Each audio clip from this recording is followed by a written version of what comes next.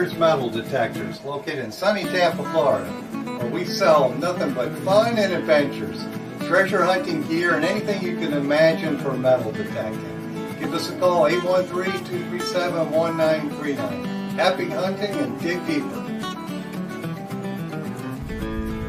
Live from sunny Florida, it's Treasure Talk.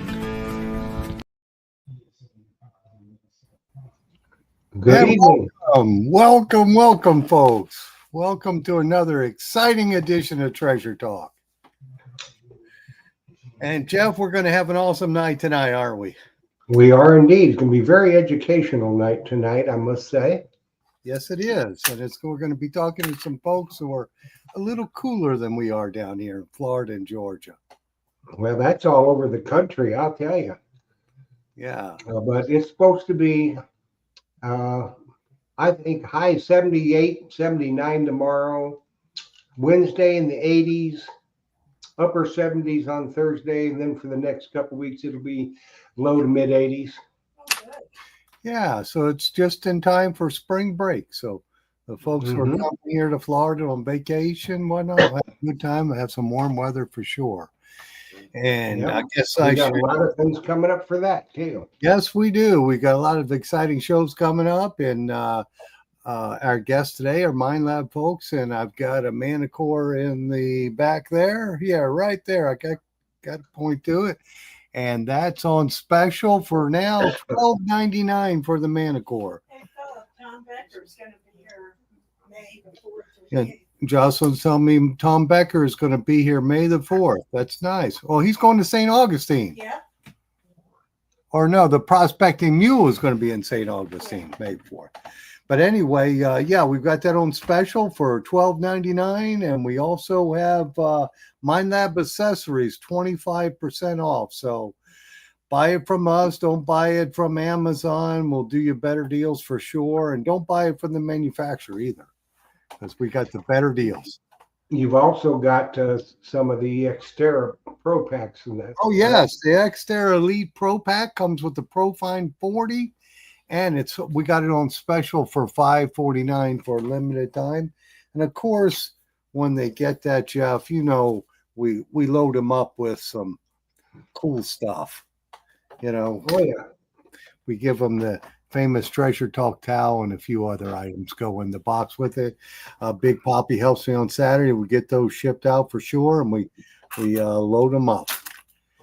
And you can't get a better deal than that. You got all kinds of deals going. Oh, yes, we do. We got them on Naka products too, but we're dealing with Minelab today, so we'll talk Minelab products. But if you got anything treasure hunting related that you want to purchase, just holler at me. I'll be in here tomorrow at 10:30, and we'll get it shipped out for sure. I've got a few people already have called me and wanted that Manticore special, so I guess I better get started on our housekeeping. I'm talking to you. Yes, you better. All righty. As always, today's show is brought to you by your friends here at Myers Metal Detectors, where we sell fun and adventure. And of course, the views, thoughts, and opinions expressed here by the Treasure Talk guest and member belong solely to the guest and member, not necessarily to Phil Myers, Jocelyn Myers, Myers Metal Detectors, or Jeff Monin. And of course, the purpose of Treasure Talk is to promote the hobby of metal detecting and treasure hunting in all forms, and to educate our members in a fun, informative manner. Do you have the Relics book on the 800? Relic? No, I don't have. Jocelyn's asked me for a Relics book. I think that's Lori's book, if I'm not mistaken. It's an excellent book. On the Equinox 800, I'm sure. But we can ask Lori about that. It's not been published. It's digital. Yeah. So she may give that away tonight. We'll see. Well, they said it's excellent. I don't even know if she has it anymore. That's been a couple of years, but yeah. So we'll see. We'll see. So that's all the housekeeping. So I know you've got a couple shows coming up. Do you want to promote them real quick before we bring our guests in, Joe? Yeah, next week we will have Philippe Colin from XP Deus in France, along with Merrill, will be here. We're going to be talking about the new HF coil. It's not slated to be released yet, but we'll have more information next week on that. That's what Philippe told me when I talked to him. Then we're coming up on the first Monday, April 7th, which will be the Treasure Talk Digging Report.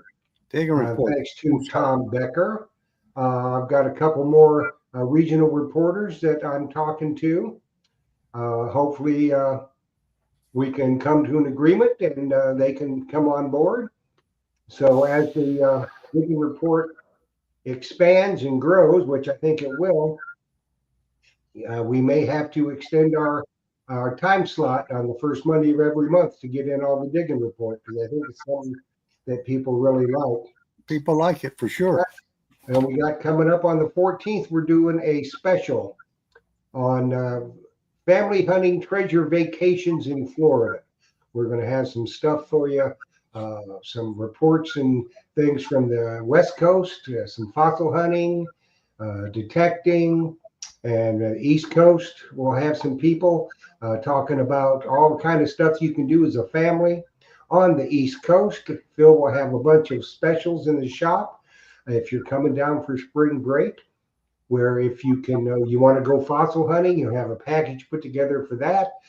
Detecting, you'll have packages put together for that that are reasonably priced for a family. You make sure you have a really nice family vacation that can revolve around treasure hunting. So that's what we got coming up.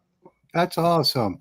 And I just had Kane Digger on there, said he got his Manticore from me. He's putting some hours on it. So, well, hopefully tonight you'll learn a little more about the Manticore with Laurie for sure. Yeah, she's very good at that. She's got it down, I can tell you that. So we're just kind of rocking and rolling, rocking along every week. So like I say, if you've got somebody in mind that you think would be a good regional reporter, I need them all over the world.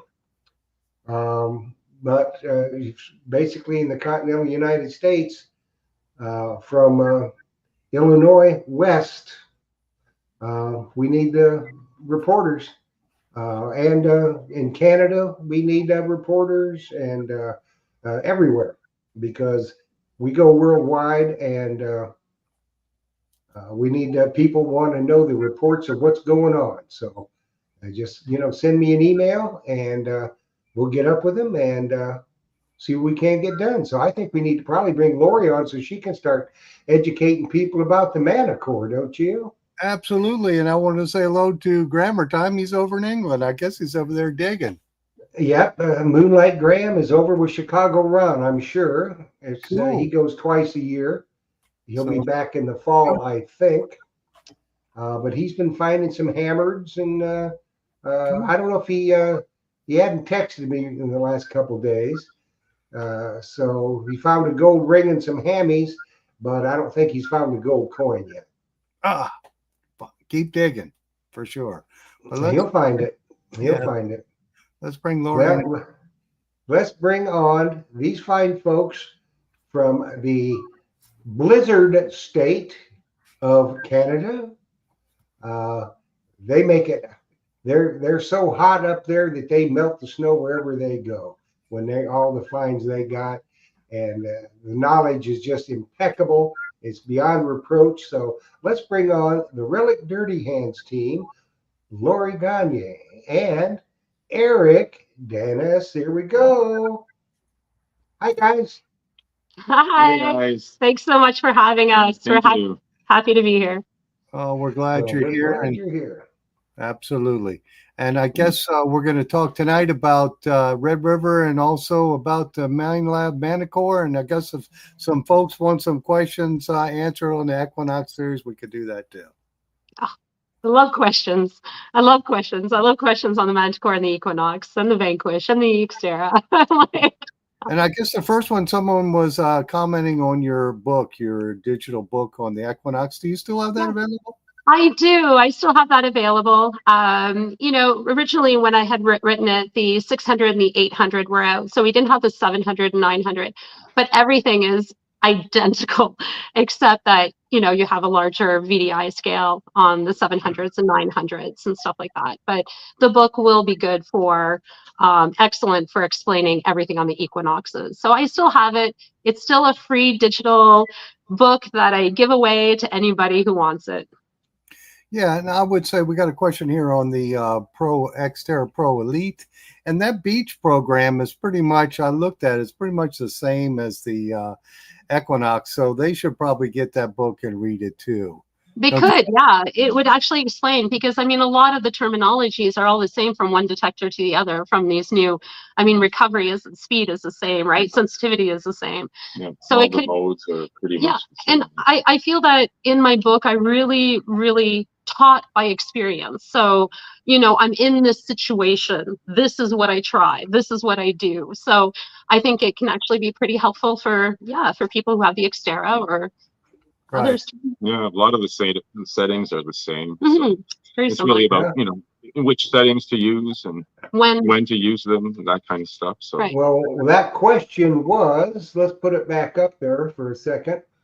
How often just from James Habavic, he says, I have the Xterra Pro Elite. How often do I do a factory reset on my machine? He hunts daily on the Treasure Coast beaches. Personally, I do a manufacturer reset. A lot of people say you don't have to. I personally do about once every month or so.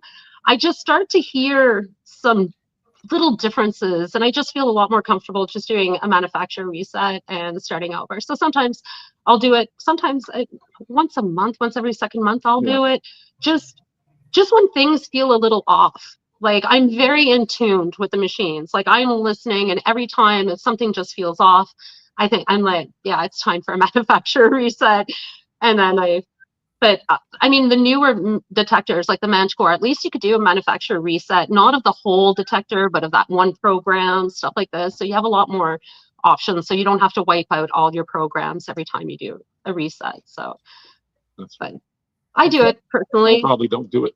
You never do it. I don't think you ever do a manufacturer reset. So this is where it comes. I do it once a month. He rarely or ever does it. I just go through the settings and see where I'm at with everything, and yeah, unless it gets glitchy, but yeah, they're usually pretty good. Okay, well, Bob Kulik's asking, is there an email address for the book? Yes, you can send that to, what's our email address again? Dirty Hands. Dirty Hands. So Dirty Hands, all one word, 001 @gmail.com. Yeah. Okay. It's my memory. So yeah, they can send me an email asking me about that they would like a copy of the book, and I'll be more than happy to send them a PDF copy of it. Perfect. If anybody is on Facebook as well, I have a copy on my group on Facebook, on Minelab Canada Metal Detecting Group. It's a public group. If you just do a search in the group for Equinox book, you should have the PDF file that comes right there too. So it's a lot easier to go directly into Facebook than me attaching it to an email and everything. But either way, I'll get it out to them. Yeah, that would probably be faster. Yeah, if they do it for sure. I just put it in the chat. Okay, perfect. Awesome.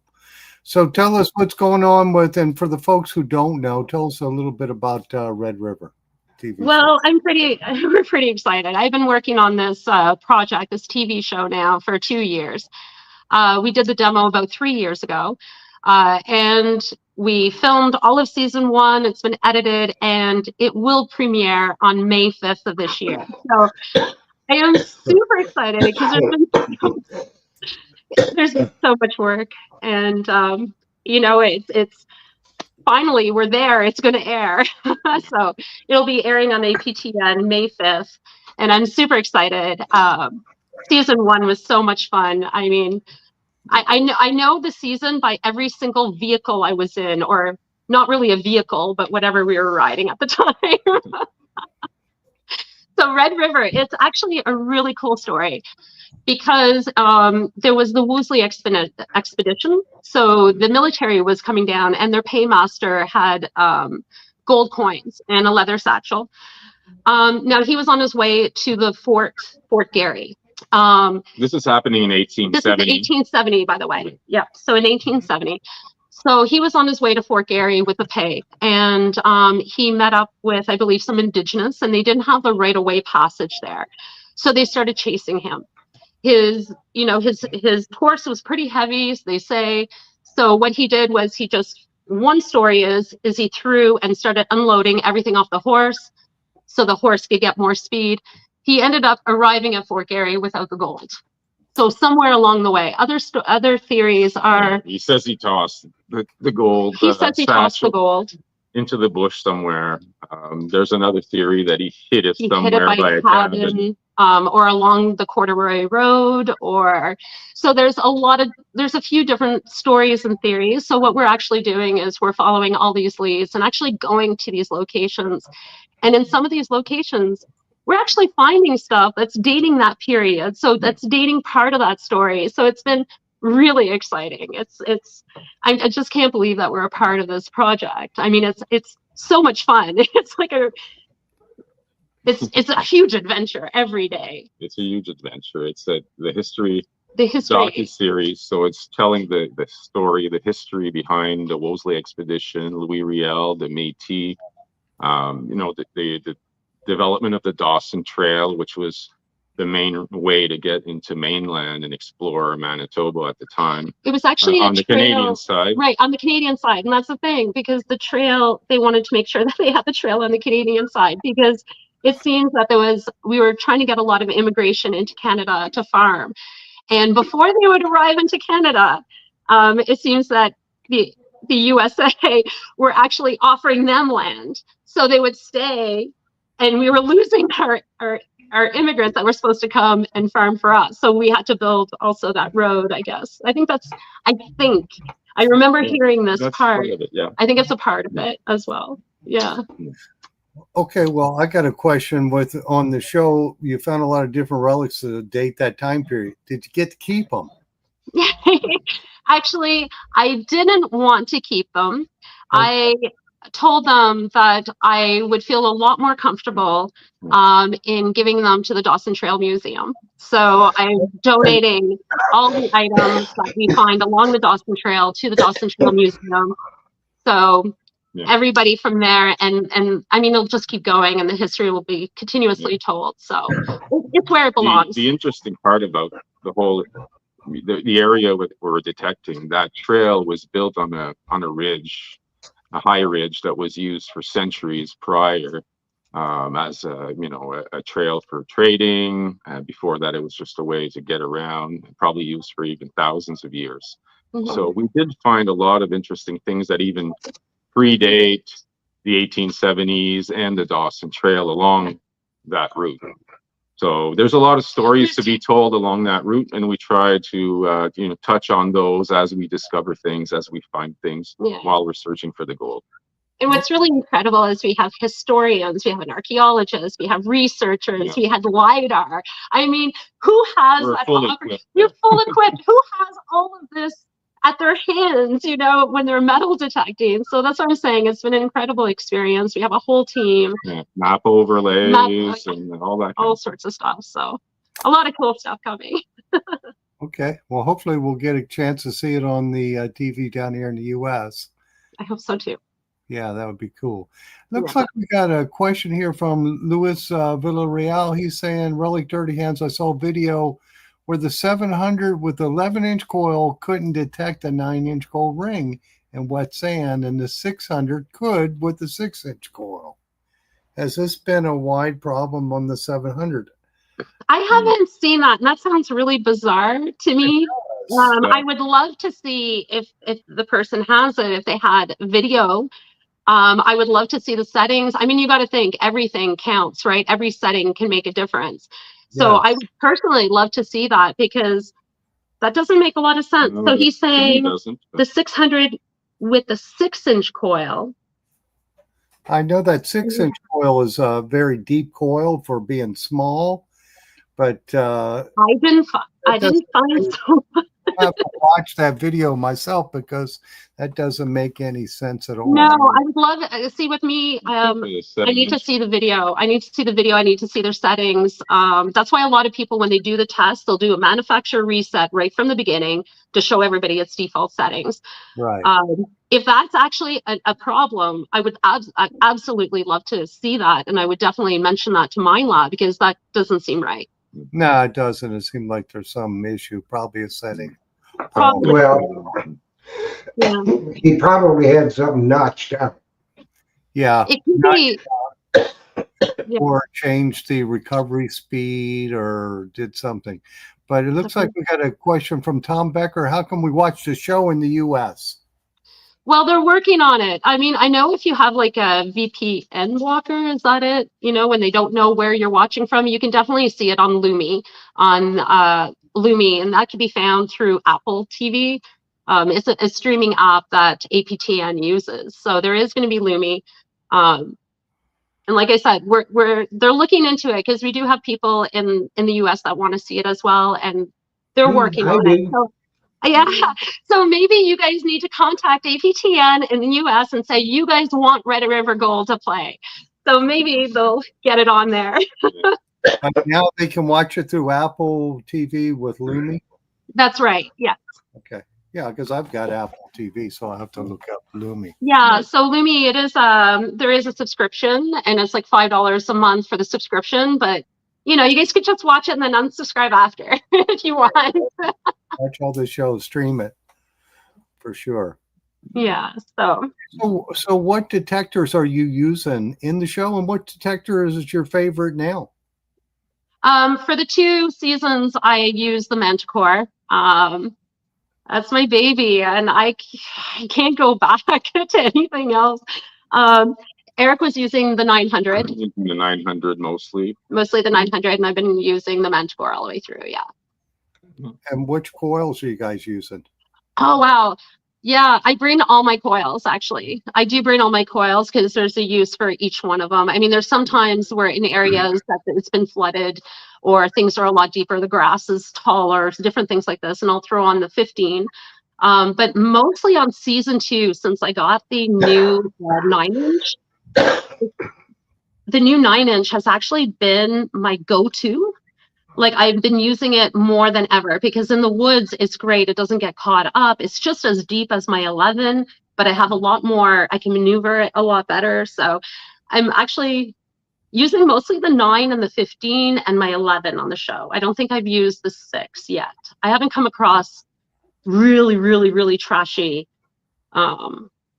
spot where I feel that would do better than my 9. I think my 9's been spend a long time covering ground too, and it's just a process of elimination, right? So, right. I mean, I'm mostly using my stock, and sometimes I throw the big coil on when I need to cover ground and it's open. But the stock coil is probably my go-to coil. It's well balanced, I find, and it does the job in most situations for me. So. Yeah, but yeah, we get use out of most of our coils, except the 6-inch. We didn't use that one. Well, you know, and the area that you're hunting along that trail is probably not going to be real trashy because it's mostly, you know, rural area. So it's trashy, unfortunately. Oh my God, it's a hunting trails. Like, hunters have been using it since it's been closed, right? So beer cans and shotgun shells, you name it. There's a lot of hunter trash and it's a real good combination, isn't it? Beer cans and shotgun shells. Yeah, just enough to give us a little bit of a challenge, you know. Yeah. Well, you wonder if there's a drunken hunter with a shotgun in the bushes there, you know. Yeah. Oh yeah. Oh yeah. And cans, yeah, a lot of cans and stuff. So you bullets and cans go together. I think we like to shoot the can. Yeah. Well, Ricky T's asking, besides relics, are you finding any coins? That's an interesting question. Mm-hmm. Yeah. Tell us some coins. We can't get details, you know. We can't spoil anything. We can't spoil anything, but yes. We may have found some old American coins. I don't know. Maybe. Like I tell a lot of my friends, it was like our YouTube. You know, it's similar to our YouTube. We go out and we find stuff, right? So That's what it was. It is what it is. It is. There was history there, and we're there with our detectors, and we're digging stuff. We haven't found the gold coins yet. We haven't found the treasure yet. But we're finding a lot of cool stuff along the way. Yeah. I mean, we have a lot of land to cover. I mean, we're talking miles and miles and miles of trail to search, you know, so it's going to be the process of elimination. But along the way, we're finding hints and clues, and we're having a great time doing it. So, yeah. Well, it looks like Tom Becker's asking, what's the most unexpected find as far, and how deep are most of your targets? in general or on the show? Either one. Or both. Okay, so there's my deepest target on the show. I did manage to hit something at 3 feet that I was able to hit with my 15-inch coil. Really awesome relic that we were able to pull up. But on average, I mean, I'm getting really deep. I mean, with my 11-inch stock on the beaches, I'm hitting 15 inches on small cents. On pennies, I can get 15 inches, and there's a special little squeak, right? A lot of people are like, ignore those high 90s and stuff like that. And I'm like, who said that? And I'm like, whenever you have coins that are at the max depth, you'll often get like almost this like ding ding, watch, here I am. And it's like this quick little 90, but then you'll see the actual target ID number, and then it'll jump back into the 90s. And that's just kind of telling you it's just out of depth, you know, just out of your reach a little bit. So really deep targets. They ring in a special way. And once you figure that out, it's great. You're going to dig a lot of deep coins. Now your 3 foot relic, I know you can't tell what it was a large target? Well, what would you say is large? It's relatively bigger than the soda can? Similar. Okay. All right. Similar, yeah. 3 feet, that's pretty darn deep. So I think it is. I mean, we had it was a bulldozer guy, or what do you call those things? Excavator. Yeah. It was an excavator that dug it up. So sorry, excavator that it was an excavator that dug it up. So I remember looking at how deep we were going. So that's pretty much an estimate. Like it looked like it was deeper than 3, but I feel comfortable saying it was 3. And an excavator did dig it up, and I didn't have a measuring tape. So how accurate is that number? Well, you'll have to take it for what it is. Could have been 2. Now I got a question for you. Do you have people dig for you like they do on Oak Island? Well, I did on season 1. I had my 2 co-hosts, because on season 1 it was myself, Moose, and Memphis. We're the 3 hosts, and Moose and Memphis were often digging up my targets for me. But then by the end, I think I started digging my own. I think I begged them to dig my own, because it was like, I know where it is. It takes me 30 seconds, and you know, the camera, everybody's waiting, and I'm like, it'll take me 30 seconds to pull this out. Then it's taking them, 5 minutes. But then on season 2, I believe we dug all of our own targets on season 2. We dug all our own, yeah. But season 1, I had somebody carrying my shovel and digging my holes, and which I actually personally prefer digging my own. I do. Well, I feel like I wouldn't mind have somebody dig mine and carry the shovel, but I'm old. So. Oh, Jeff, you're too funny. Yeah, I hunt slow, but I dig really fast. So I want to dig my own stuff for sure. The person asked, what coil were you using for the 3 foot target? You said it was the 15-inch. Yeah, I was using the 15. I also used the Pro Swing 45 harness. I use the harness when I'm using that coil. I mean, I can go probably 3 hours swinging it. It's not that bad, but I use the harness. I absolutely love that harness. I can go all day on the field and just keep digging deep targets. Yeah, that's a big coil. I could swing it on land, but I'd have a hard time pushing it through the water. Yeah, I haven't tried my 15 in the water yet. I'm too stuck on my 9 last year. I like it in the water. You use the 15. With the 15, I like it. I just don't know if I want to dig that deep in the water, and I'm up to here. If I go any deeper, I'm going to be underwater. Yeah, and the hole fills in, and it makes it tough. Yeah. Oh boy. See, I don't think that 15 is going to be the coil in the water. Like you said, if you're chest deep in the water, Lori, you can't dig that deep. You can't get enough pressure on the scoop Exactly. unless you're wearing a lot of weight. And Yeah. most of the time up there where y'all are, even in the summertime, the water's cold. So, I actually refused to go without a wetsuit until the month of end of July. End of July, beginning of August, it's finally warm enough for me not to have a wetsuit. Okay. I wear like thermal waders. I'm in there as soon as the ice is off. I have a picture of Eric pushing the ice away, and we're in the water with like thermals and Oh, gee. oh no, yeah. We're kind of crazy that way. Well, we Yeah. had a question from James Havabic, and he was asking, he said, I was lucky enough to find 2 very old crosses and 2 silver rings, possibly from one of the shipwrecks here on the Treasure Coast. What's the oldest relic you guys have found? You found the oldest one, Well, which is a Tutang crescent knife.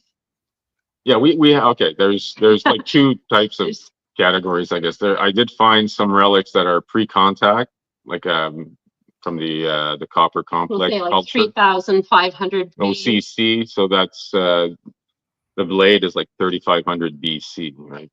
So that's About 5,000-year-old knife. Yeah. And I think my oldest coin I found was a 1600s Louis from the 1600s. No, it was a 1600 French coin, a double tournois. Oh, it's a double tournois. 1630s double tournois, that's right. French coin. Right. But for me, for the relics, other than that, I'd be a trade axe from like the late early 1600s, a French Biscay axe from the trade era. Yeah. I led you to that axe. I led you right there. Probably the oldest relic that was not pre-contact. Yeah. So I think that would probably be the oldest. Yeah. The oldest stuff. But on average, I feel that around here, we mostly on average find 1800s, mid 1800s mostly. I found my oldest copper last summer. It's 1696 William III.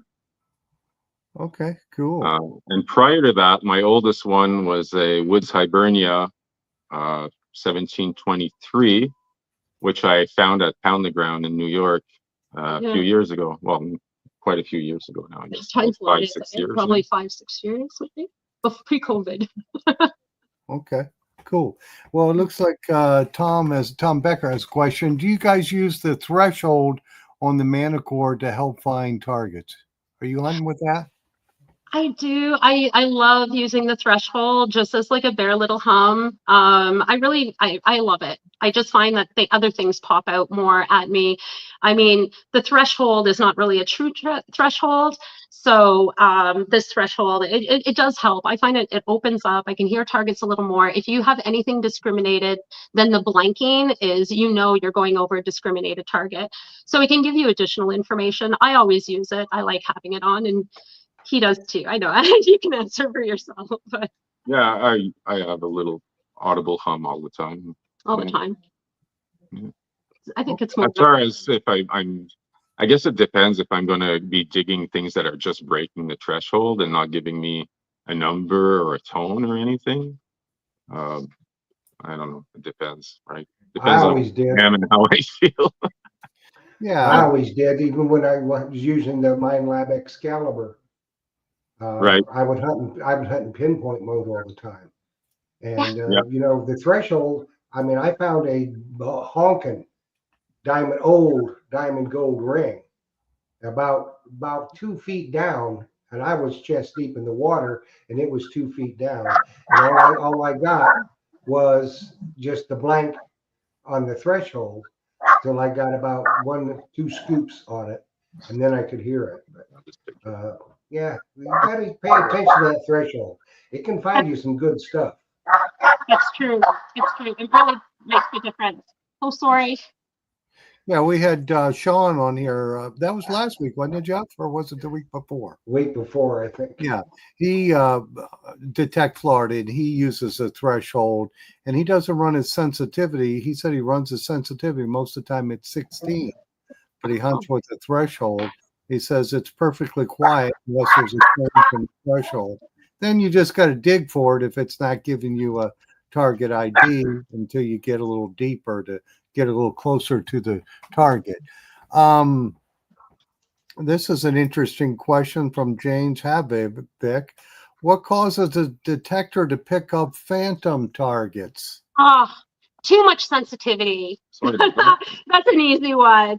You know, a lot of times, well, a lot of falsing. It's going to cause falsing and this sort of stuff. I personally don't find phantom targets.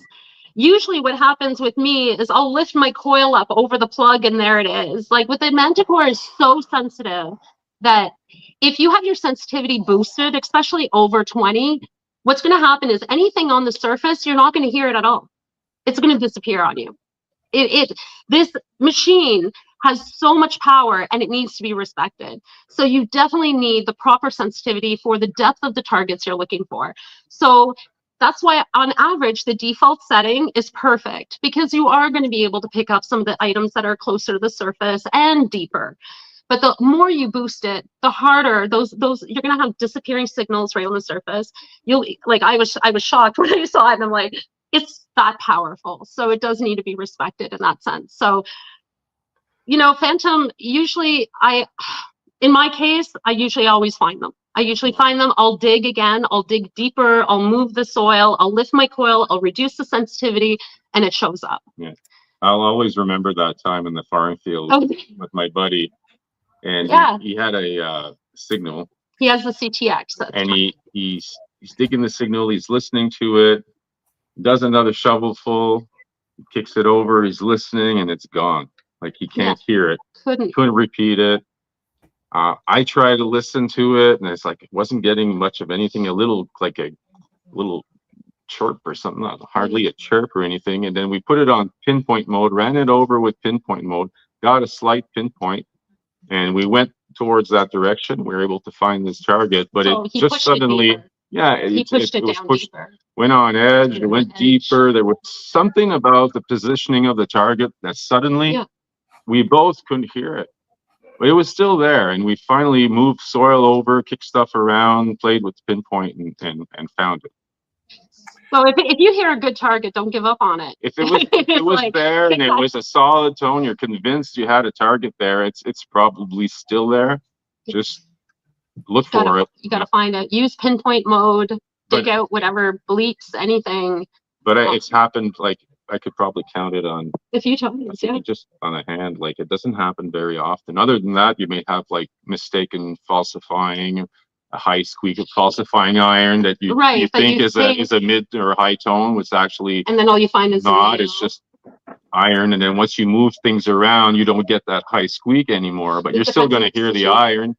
Right. But with your iron on, can you hear the iron at the time? It depends on your settings.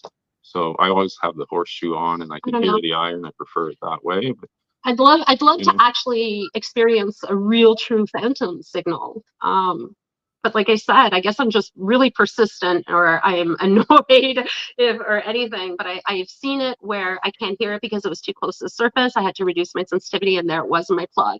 It was like surprise. And like we said, the times you've seen it push deeper, I think a lot of times is people, they always think they have to have the sensitivity cranked to the max, and they don't know what they're missing. You know, that's why it's adjustable for varying conditions. Right. I think sensitivity is a setting. Sensitivity is a setting that I adjust the most on all of my hunts, depending on how the conditions are changing. I'll increase and decrease my sensitivity as I go, including my recovery speed. I'll increase and decrease as I need. This is the thing about the Manticore. It needs to be tuned in. You can't just stick with one setting and go for everywhere. Sure, it could be okay, but you're not getting the maximum out of that detector if that's the way you're going to use it. Yeah, especially in the super trashy iron infested sites. If you have your your sensitivity up too high, you're amplifying all the iron and all the trash So around you're it. So falsifying. you're and it's going masking even crazy. more your targets. You know, it's better to have a good balance with your sensitivity. Try to isolate targets, take your time, come in different directions. And if you have to, start pulling iron out. There's nothing wrong with that. If there's big iron all over the place, take some out. It'll unmask stuff. Right. We noticed that at one of the beaches because we have our coins are steel, right? So it's a very low conductor. Yeah. And what we were noticing is at first we were cherry picking through because it was a virgin beach, and we were just pulling out some gold. And then we got to a point that we were like, oh, the steel coins are actually masking, because as soon as we would scoop and try to get a coin out, all of a sudden I'd get a solid and boom, there's a gold ring. And I'm like amazed. So it was yes, an eye-opening moment for us. It's a very, eye-opening. very small beach. We managed out of this small little area within about 5 or 6 visits, we pulled out 23 pieces of gold. Yeah. And probably the first 10 were obvious, bang on signals. You walk around and it's like clear signals. Really obvious. And just by digging clad, like fistfuls of Found how much honey? steel core coins. $200 worth. Or just by pulling that out, suddenly unmasked unmasking. a target, and it was gold or a piece of jewelry or something. So it was so much clad that all the good stuff underneath was masked. So we had to pull out clad, which I don't usually dig, and I don't like digging clad that much. I had to put it. It was our parking money, babe. We didn't even have to pay for parking because the clad paid for it. I like the clad. I'm okay with clad. I like it.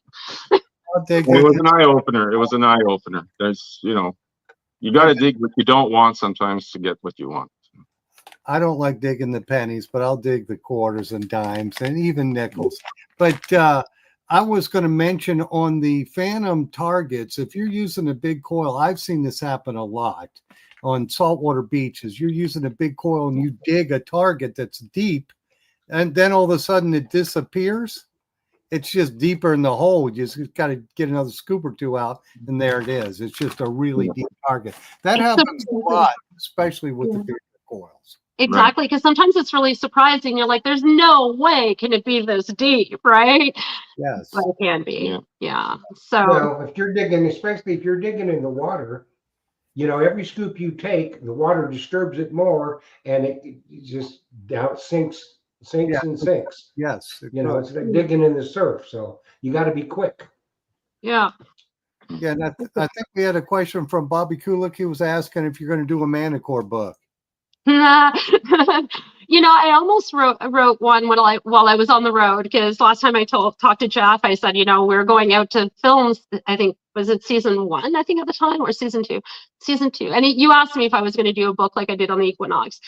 I thought I would do it on the road. I started one, but my God, there's no time. I had 2 days off in like 2 months. It was crazy out there filming. And I had reports to do, and I had all sorts of stuff. So where I thought I would have time, I actually didn't have time. So the thing the life of a movie star. Yeah. The thing with the Equinox book, though, is I did use it for a long time. I used it for 2 years straight before I even thought of writing that book. Like the Manticore, I wouldn't have felt comfortable writing a book last year on it. I'm going on 3 years because I did testing 1 year. I used it. Yeah. So I did testing for a whole year before it came out, and this is, I think, 3 years or going on 3. I can't keep track of the years lately. But, so I find that right now it's the extension of my arm. I know it extremely well. I can hear when things are off. I know when I need to increase my sensitivity or my recovery speed or decrease it. I can literally hear the differences. So it took me, I always say it takes me at least 2 years before I master the machine. So maybe after the 3rd year, I'm like, yeah, I got it, and I'll write the book. But if anybody ever has any questions, you can contact me anytime. We'll have great conversations about it. If you're having any problems, any difficulties, if you're having problems trying to stabilize it, let me know. And, I work with people with videos. They'll send me videos, and right then and there, I'll tell them on their settings, okay, try this, and we stabilize it, and off they go, and they're having a great hunt. So I did that with Terry a lot too. Right? The thing of it is, happening? By the time you get the book written, the advances, it takes a while to do a book. if you're going to do it right, and you do things Yeah. right, you don't mess around. So it's not going to be, you can sit down in 2 evenings and write a book. It don't Oh work no, that way. You no. wouldn't even think about doing that. But by the time you can get the book written with the advances from the manufacturers in the detectors, a lot of the stuff that you've written about was cutting edge at that time is no longer cutting edge. I You know. know, they're making too many advances in these detectors. I know. They do, and next thing you know, they're going to come out with a 700 and a 900. You know, after I did all those tutorials and I wrote the book, you know, then they come out with other models that, you know, have more target ID numbers and this sort of stuff. So it's Yeah, and but you know that's the people. There's still a lot of people that have those detectors, and like yeah, you said, so many similarities. There's just an added feature or so on the 700 and 900. So that book is still the yeah. benchmark of the books. Yeah, and what I love about all the new line, like all the new line of detectors that they've come out with, you can start with the Vanquish, move on to the, you know, the Xterra, then you can move on to the Equinox and then the Manticore, and you're going to find the transitions super easy. I find that it actually does reduce the learning curve. They all have very similar tones and the target IDs. I mean, the Vanquish with the 40 target IDs was similar to the Equinox with the 40. You know, they're very, very similar. And I find that was a really easy transition to move up to more and more, you know, professional detectors if that's what you want in the future. But that's what I liked about the Mind Labs is it was really easy to transition from one to another. Well, it's just, there's extensions, extensions, and more extensions Yeah, depending on the skill level that you've attained or the one you, want to attain. yeah, It's all there that you can get it. And and it's not for everybody. Like you've said that a million times, Lori. You yeah, too, Eric. It's not for everybody. it is. You set up your machine and hunt what things that make you happy, not just because somebody else. Maybe they're 90% of the people are not going to be able to hunt at your level. Right. They haven't put the time in. They don't have the experience, but they can still have a great time metal Like, detecting with that absolutely, machine. absolutely. Exactly. They can set it up for what they want, what they Well, like I makes them said, feel good. More importantly, it's a fun hobby, and whatever you feel comfortable and you enjoy it to the level you want to enjoy it, right? that's You it. go as far as you want to into it. So some people are satisfied with a beginner unit and they'll find incredible Incredible things, stuff. We found and incredible stuff with that's our all first you unit. really need, right? I mean, So Yeah. you don't need a pro advanced detector to find stuff. I mean, the detectors are going to find stuff.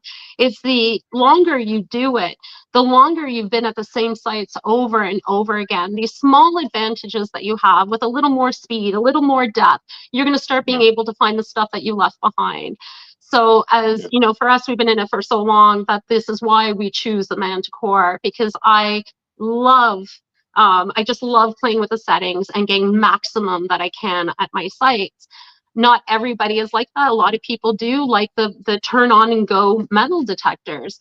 And like I said, there's detectors out there for everyone. And respectfully, I think it's great starting with the beginner units because, like I said, you're going to find it's not going to be such an overwhelming experience when if you do want to upgrade yeah, at one point. You'll find it not as yeah. overwhelming. They're usually pretty dumb proof, right?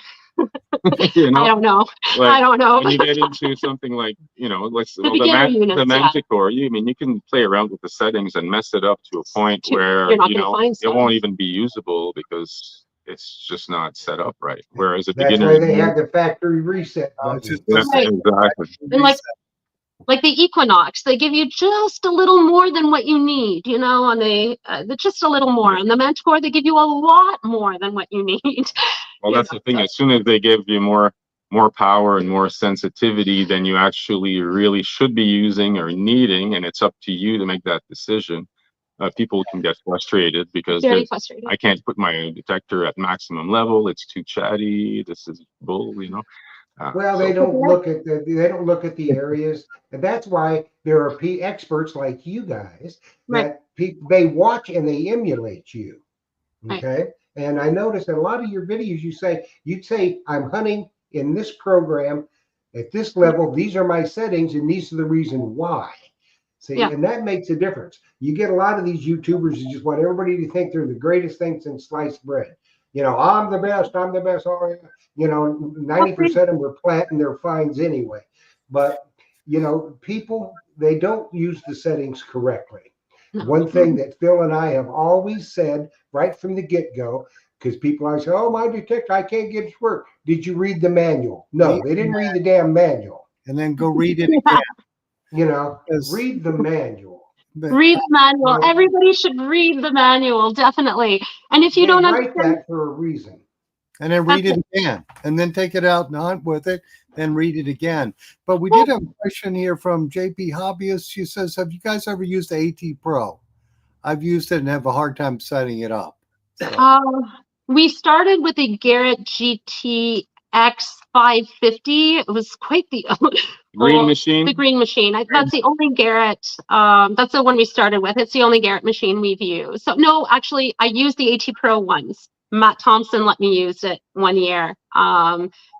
it's not Yeah. very balanced very well, but it's I find it pretty simple to use. But someone new to detecting might not feel that way. But I've been detecting a long time. But we got another question real quick here from Bob Kulik, and he's asking, how much do you rely on the 2D scale? This Oh, wow. I love the 2D. Do I rely on it? No, the 2D, the 2D screen is giving me the information and just additional information. It's just telling me how ferrous the target is, or, what kind of situation I'm in. Like every little anomaly and the shape, how solid the shape is from, if it's a light or if it's a dark blob, all of this information is giving me information about that target. I rely on it a lot. I feel like without it, I'm blind. And at first, when I started using the Manticore, I wasn't looking at it at all. Because I was with the Equinox, it was all audio, audio, audio. As soon as I started looking at the target ID screen, I was testing it. So I was digging everything no matter what. I wasn't going to be picky on what I'm digging. So I was digging. I didn't even know that, good targets will land on the center line. When I was testing, I didn't even know this. Thankfully, because it's actually taught me all the different types of anomalies that you can see when in the different situations. If you're in highly mineralized soil, you'll have a dot on the top, a dot in the bottom, and sometimes this little fade of a dot will come in the center around the 25. That's been my really deep gold and some mineralized ground that I have here. So all of these things that I see on the 2D ID screen, I wouldn't know these things, but that target didn't sound good. But because what I'm seeing is like, oh, this could be a target in mineralized ground, I better dig it out and see. And then I'm like, ah! All super happy. So there's a lot of different things. Like you can't just rely on the dot. The dot on the line, that's the bang on signal that you hear with your detector, both ways, bang, bang, bang. Ooh, this sounds great. That's a bang on signal. It'll come on the line. It's all those other ones that people are leaving behind. The really deep, the small gold, these like mass targets, all these little things. It's a visual. There's a drag down as well. It's when the people, they start messing around, notching everything out. I don't want to dig pull tabs. No, you don't want to dig pull tabs. You're going to miss an awful lot. The key learning experience, I think you guys will agree, is put the hours in on the detector. Every time you go out with your detector, like you say, you dig everything. I had to. A You couple have trips to. where you dig everything and you'll learn. And that's the whole idea behind all of it. Yeah. And the thing that's how you learn. That's how you become proficient. Yeah. We can also give ourselves some bad habits in the beginning. If we're like, okay, we're not going to dig this number. I'm not going to dig that. That doesn't sound like a good signal. I'm not going to dig it. Well, it's going to take you a long time to learn that not all signals are bang on. And not all the good stuff is always going to come in good. So, you just got to dig a lot. You dig a lot and you learn. And it got to the point that I dug so much that now I can call things and it's so accurate. Like even for the show, one of the first things I dig, I'm like, oh, that's a penny on edge. Well, the camera guy looks at me. Oh, I don't know if I'm allowed to say But anyways, they look at me and they're like, how do you know this? And I'm like, well, the way it sounds and the way it's showing on my Target 2D ID screen. And I dig it out, and sure enough, it was a penny. So it gets to a point that if you dig a lot, you're going to be able to identify your targets before they come out of the ground. Yeah. I Yeah. was just, So, because the same target, it depends on the orientation of the target in the ground or in the sand in the water on how it sounds. Exactly. It's such an Exactly. important thing. Is the Nothing- quality, Is the quality of the sound. quality of the tone. Yeah, it never sounds the same way, the same No. every time. And it just slays me when we get guests on the show and they say, well, I found a gold coin, and they were in England. Okay, whoopee-dee. They find a lot of gold coins over there. Ugh. And this person wants to know, well, what did it ring up? What was the VDI? What difference does it make? You're not going to be hunting in England, so you're not going to, you don't have the same opportunity, the same soil, or anything. Well- If you get a good tone, dig it. Well, I did use That's the pad. first thing they want to know. What's the VDI? Yeah. Well, that's the thing. A lot of people ask for VDI charts, right? When they first get a new detector, they come in, Lori, do you have a VDI chart for the Equinox? Do you have a VDI chart for the, and I'm like, no, I don't. And I'm like, it doesn't matter because that penny, like on the Equinox, we'll say on the 40 zone, that penny can come in at, as low as like 21, or if it's on edge, all the way up to like what, 30, almost 29 sometimes. 28, 29, 28, thinking it was 29, silver, it thinking was it's- still a penny. Exactly. So you cannot rely on that one target ID. You can't. Yeah, I mean, it's just not the same. Yeah, that comes from putting the time in on the machines. That's I've it. said that for years, as have I.